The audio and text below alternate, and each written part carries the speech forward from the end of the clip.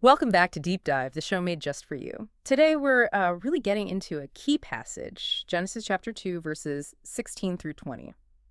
Yeah, it looks simple, but wow, there's a lot packed in here about, freedom, responsibility, being alone, and why we seem to need connections so much. We think digging into this might uncover some, well, pretty surprising insights about us and maybe even divine intention. Ready to jump in? Absolutely. It's a foundational few verses. Okay, so let's set the scene. We're in Eden. God's talking directly to Adam, and the first thing, it really jumps out, doesn't it? He says, you are free to eat from any tree in the garden.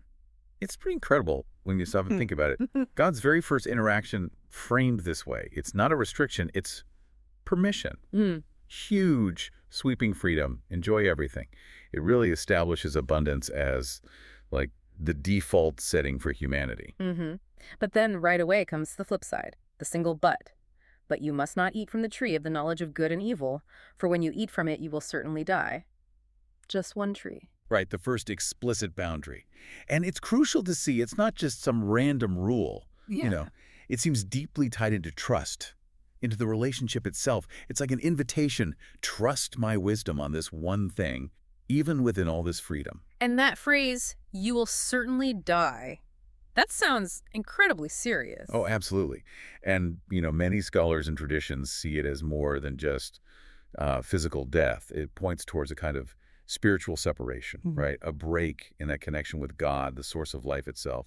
That would be the immediate devastating consequence. That makes sense. And it's interesting, this whole command, this setup, it's given just to Adam before Eve even appears. Yeah, that timing is significant. Does that place a special weight on him, or is it more about establishing a principle right from the start for everyone?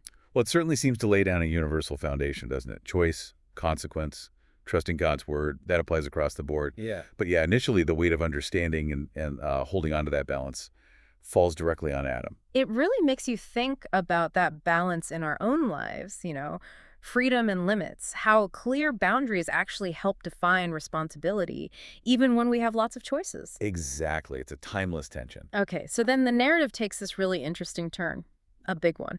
Verse 18, God himself says, "It is not good for the man to be alone. I will make a helper suitable for him." Yeah, that is huge. I mean, up to this point in the creation story, everything gets the good or very good stamp. This is the first time anything is declared not good. And what is it? Human isolation. Wow. It's this profound statement right at the beginning that we're fundamentally built for relationship, not just vertically with God, but horizontally with each other. Aloneness, even in paradise, wasn't the ideal. And that word helper, in English today, it can sometimes sound like, well, like an assistant or something secondary. Right, and that's a common misunderstanding we really need to push past. Can you unpack the Hebrew a bit? Esser, I think it is. That's the one. Ezer. And it's fascinating because the same word, Ezer, is used elsewhere in the Hebrew Bible to describe God. God as Israel's helper. Seriously, God as the Ezer. Yes. So it clearly doesn't mean subordinate or, less important. It implies necessary strength, vital support, a partner who provides crucial aid. Think complementary power, mutual support. It completely reframes it. That changes the dynamic entirely. It's about partnership, real strength. Exactly. A suitable corresponding partner. So this deep need for connection, for partnership, it's baked in from the start. The first thing labeled not good when it's missing. It really puts our modern struggles for community, for belonging, into a much deeper perspective, doesn't it? It really does. Okay, so after God declares aloneness not good, there's this next step. It seems almost like a process. God brings all the animals, every living creature to Adam. Why? For Adam to name them. Yeah, and this naming isn't just sticking labels on things. It's significant. Adam's being invited into God's own creative work, in a way. Naming implies a certain authority, sure, but also understanding, relationship, bringing order. He's actively participating with creation. He's engaging directly, finding their essence, perhaps. Something like that. He's observing, discerning, defining. It's a deeply relational act with the world around him. But then comes the punchline of that whole exercise, right? After naming everything. But for Adam, no suitable helper was found. Despite all these amazing creatures. Right. And you could almost read it as God intentionally guiding Adam through this process. It's as if, by interacting with every kind of creature, Adam himself comes to feel the lack.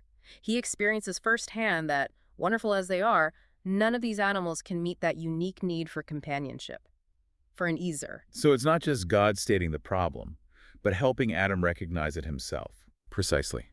It builds this internal awareness, this felt need. It creates the space, the anticipation for the partner who will be suitable, which of course sets up the very next part of the story. That's fascinating. So it underlines how our purpose and connections aren't just handed to us, but often discovered through our own engagement, our own work, even through experiencing what's missing. Yeah, participation seems key. Okay, so wrapping up this deep dive for today, we've seen this incredible balance right at the start. Huge freedom alongside a crucial boundary.